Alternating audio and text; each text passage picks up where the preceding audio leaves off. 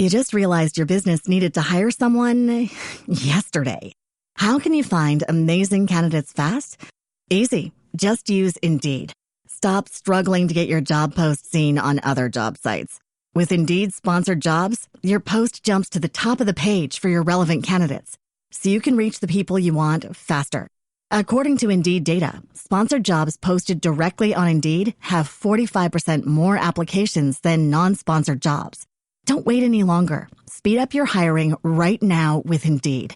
And listeners of this show will get a $75 sponsored job credit to get your jobs more visibility at Indeed.com/PODKATZ12. Just go to Indeed.com/PODKATZ12 right now and support our show by saying you heard about Indeed on this podcast.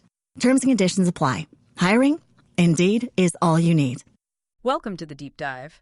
Today, we're trying to cut through some of the noise around artificial intelligence and cybersecurity. Two huge topics, definitely. Yeah, and we want to deliver some critical insights, really, on how these two, powerful forces are reshaping security, but also, and this is key, your digital privacy.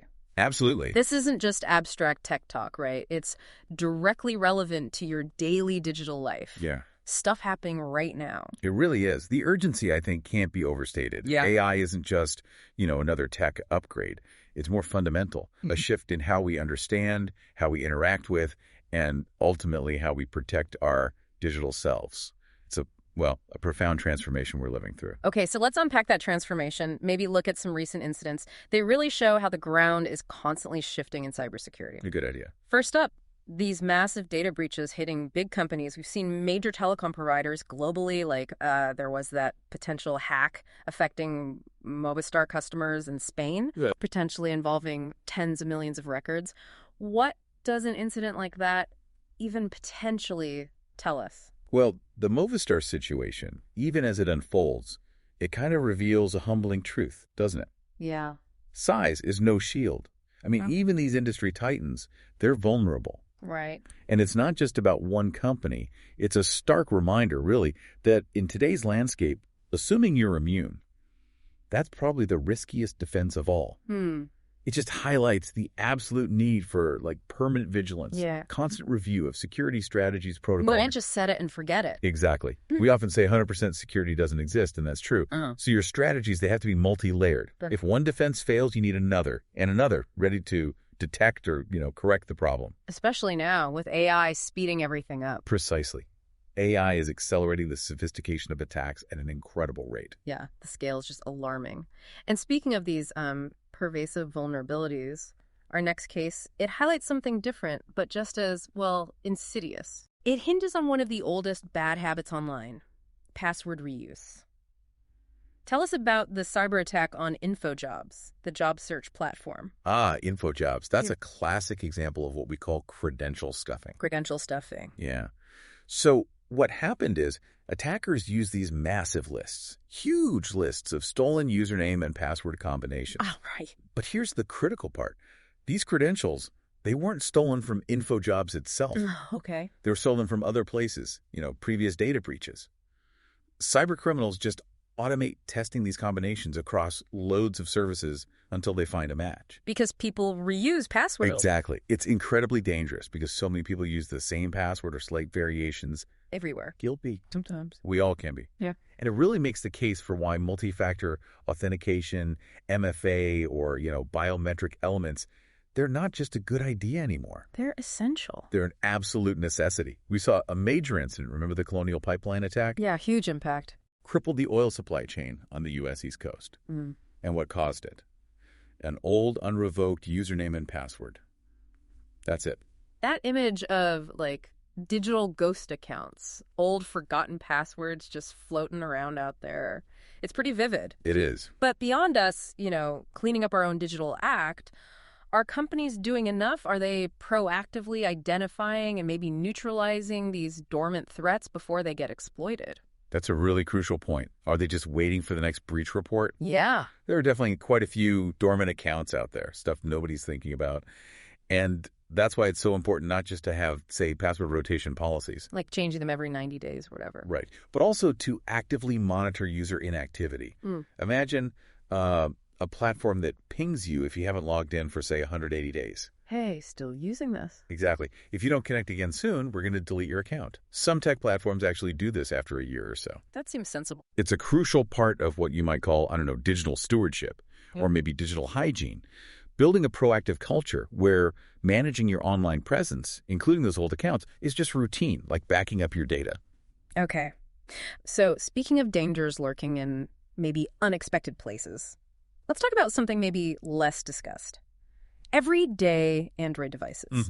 We're seeing reports about smart TVs, projectors being infected. What's happening there? How pervasive is this? This is, a significant and often overlooked threat because cybercriminals have managed to convert literally millions of domestic Android devices, think smart TVs, projectors, maybe even some fridges, into what's called a botnet. This one's called Bad Box 2.0. A botnet, so a network of hacked devices. Essentially, yes. Yeah. A network of compromised devices that are then at the disposal of cybercriminals. No. And these devices, they often lack what we call security by design. Meaning they don't have basic security features built in from the start, like easy ways to change default passwords or MFA. They weren't designed with security as a top priority. Right, just functionality. Pretty much. Yeah. So once they're compromised, these devices can be used for all sorts of nasty stuff.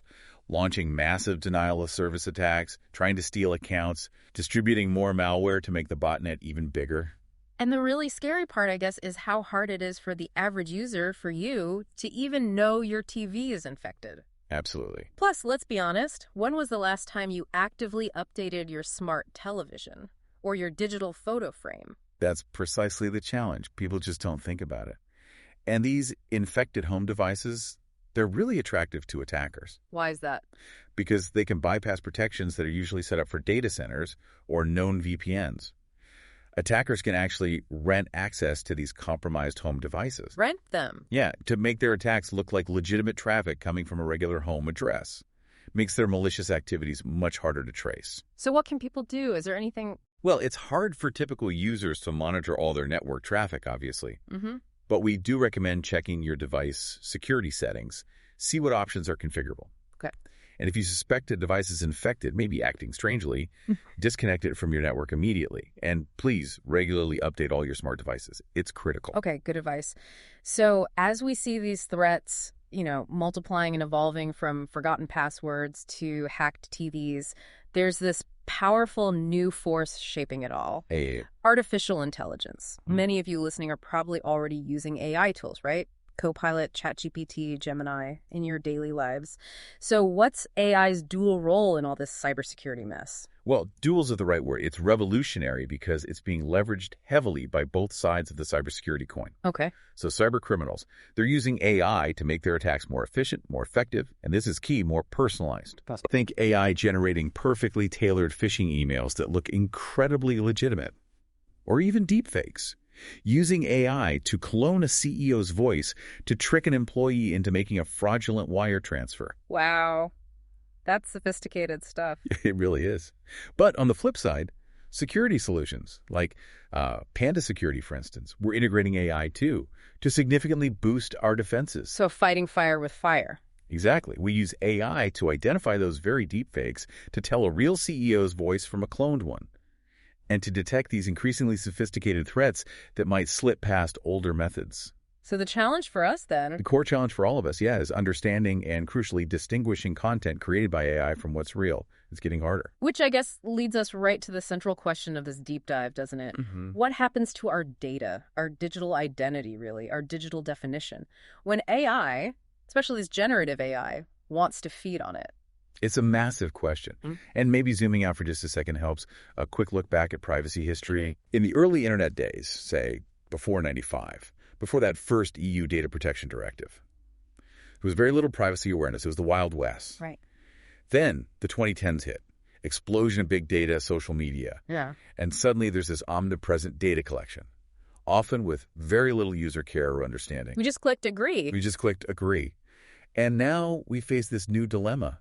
Generative AI, It can process truly massive amounts of data, often without users even knowing it's happening. How? Well, this capability allows cybercriminals, or anyone really, to easily sniff out and combine information from all sorts of internet sources, social media, forums, old accounts, public records. To build a profile. Incredibly detailed profiles. And this highlights a critical issue.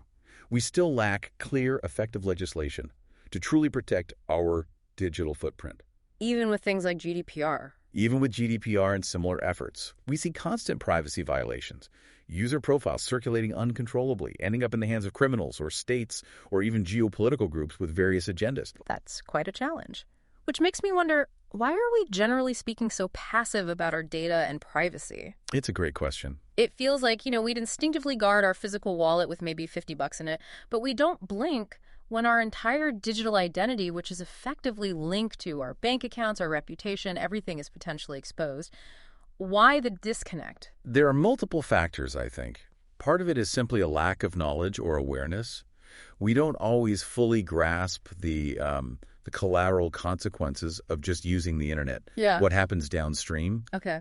There's also maybe a lack of focused attention on digital security. It feels abstract, maybe. Yeah. And sometimes, honestly, a lack of education and clear explanation, even among highly educated people. It's complex stuff. It is. And many people still operate under this, perhaps, false perception that data you put into an app is somehow, closed in a box, safe. Right. But if you actually read those endless usage agreements... Which nobody does. You'll often find they permit sharing your data with third-party companies for things like targeted advertising, market research, who knows what else. It's often an act of faith users take, clicking accept. And we've seen some very recent, very specific examples of this whole dilemma playing out, right? Particularly with Meta and its AI plans. What's the latest there? Yeah, Meta's a prime example right now. They're actively using user data from their platforms, Instagram, Facebook, WhatsApp, to train their AI models. All that data. Now, Meta claims they exclude, private texts, images between individuals, and public messages from training, and they say they're currently limiting this activity to non-EU areas for now. But the concern is extremely legitimate. This is potentially happening without truly full informed consent. Yeah. You could argue these moves have pushed the boundaries of what informed consent should even mean in this context. And the WhatsApp thing seems particularly tricky. It does. There's a real irony there. WhatsApp famously promotes its end-to-end encryption for messages. Yeah, privacy is their big selling point. Exactly. Yet now they've integrated AI features into chats, which naturally raises questions about how that data is being handled. Despite the encryption claims for the messages themselves, where does the AI learning happen? So stripping it down, what are the real tangible consequences if all this information is misused? It clearly goes beyond just getting your credit card stolen. Oh, absolutely. It goes way beyond just economic fraud. The probability of a, devastating impact on someone's digital integrity is very high. How so? Because AI's ability to combine personal data from all these disparate sources, it opens the door to really nefarious uses. We're talking about ideological manipulation, targeted harassment, blackmail, full-on identity theft. Scary. And think about the impact on minors. Their data's out there too. Yeah. It often happens because data circulates without real control, and maybe we collectively publish things online we shouldn't without thinking of the long-term risks. It sounds like it could lead to some pretty dark places. It could lead to what some people call an Orwellian scenario, where AI gains so much knowledge about you from all these sources that it could potentially, be you for certain tasks. Like what? Maybe filing your taxes automatically based on your known habits and data, or answering emails in your style. It sounds convenient, maybe. But deeply unsettling. Deeply unsettling. It allows for the possibility of multiple digital identities being created or manipulated for various purposes, including malicious ones. Who controls that? What does it mean for autonomy? That's a truly chilling thought, AI being you. It makes me wonder, are we already kind of ceding more digital autonomy than we realize without even fully grasping the implications? Could possibly. It feels almost too big to wrap our heads around sometimes. So, okay, what does all this mean for you, our listener, right now? Our aim today wasn't really to just instill fear. No, definitely not. But maybe to highlight the urgent need for your active participation in controlling how AI develops, especially using your data. Exactly. And this highlights a broader principle, really. It also gives us some actionable steps people can take. Okay, what should listeners do? Well, first, educate yourself. Just try to read and understand some digital security basics. It doesn't have to be super technical. Right. Second, think before you share. Do you really need to share that personal video or audio online? Maybe not. Good point. Third, always activate multi-factor authentication.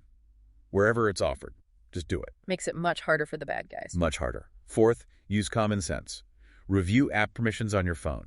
Limit data access for apps that don't really need it. Like, does that flashlight app really need your contacts? Exactly. Fifth, make sure to regularly update all your smart devices, your smart TV, digital frames, anything connected to your home network. Those updates often contain security patches.